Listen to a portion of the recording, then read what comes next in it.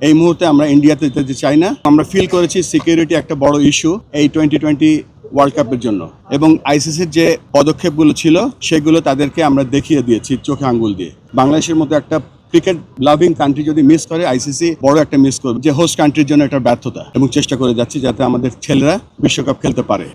গতকালকে আইসিসির একটা মিটিং ছিল, এবং মিটিংয়ে যে কমিউনিকেশনটা শুরু হয়েছিল সেখান থেকে, যখন মুস্তাফিজকে আইপিএল এর একটা দল থেকে বাদ দেওয়া হয়েছিল। Mustafiz was not injured. Mustafiz নিজে থেকে নাম উইথড্র করেনি। মুস্তাফিজ, বাংলাদেশ ক্রিকেট বোর্ড তার এনওসি ক্যান্সেল করেনি।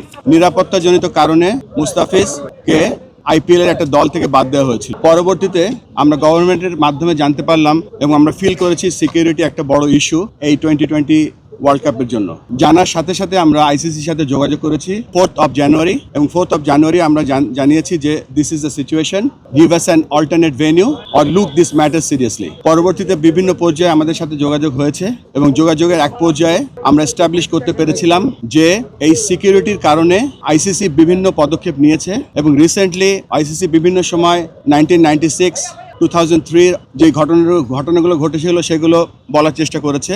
আমরা আইসিসিকে বলেছি যে রিসেন্ট যে ঘটনাগুলো ঘটেছে এবং আইসিসির যে পদক্ষেপগুলো ছিল সেগুলো তাদেরকে আমরা দেখিয়ে দিয়েছি চোখে আঙ্গুল দিয়ে। গত বছর ফেব্রুয়ারি মাসে যখন একটা দেশ নিরাপত্তাজনিত কারণে চ্যাম্পিয়ন্স ট্রফি খেলতে যেতে অস্বীকৃতি জানিয়েছিল, তখন সেই দেশের গভর্নমেন্টের পারমিশন নিয়ে আইসিসিকে যখন জানানো হয়েছিল, তখন তাদের জন্য একটা নিউট্রাল ভেন্যুর ব্যবস্থা করেছিল, এবং সেই নিউট্রাল ভেন্যুতে তারা সমস্ত চ্যাম্পিয়ন্স ট্রফি একটা হোটেলে থেকে একটা মাঠে খেলেছিল। ইট ওয়াজ এ প্রিভিলেজড। পরবর্তীতে যে আপনারা জানেন যে হাইব্রিড মডেলটা যেটা এখন হচ্ছে, আমরা সকলে বলছি শ্রীলঙ্কা কো-হোস্ট না, শ্রীলঙ্কা হাইব্রিড মডেলের একটা অংশ, যেখানে অন্য দেশের খেলাগুলো হচ্ছে সেখানে। সেই দিকে তাকিয়ে আমরা বলেছিলাম যে যেহেতু এটা হাইব্রিড মডেলটাও হয়েছে বিকজ অফ সিকিউরিটি এবং গভর্নমেন্টের অনীহার কারণে, আমরা সেই লাইনেও তাদের আইসিসিকে বলার চেষ্টা করেছি এবং বুঝিয়েছি, কিন্তু তারপরে আমাদের আবেদনকে খারিজ করে দেওয়া হয়েছে। কিন্তু এই সিচুয়েশনে যখন আমরা দেখতে পাচ্ছি বাংলাদেশ খেলতে যাচ্ছে না, বা বাংলাদেশকে একটা আলটিমেটাম বেঁধে দেওয়া হয়েছে, তারপরে আমরা সর্বস্ব চেষ্টা করে যাব।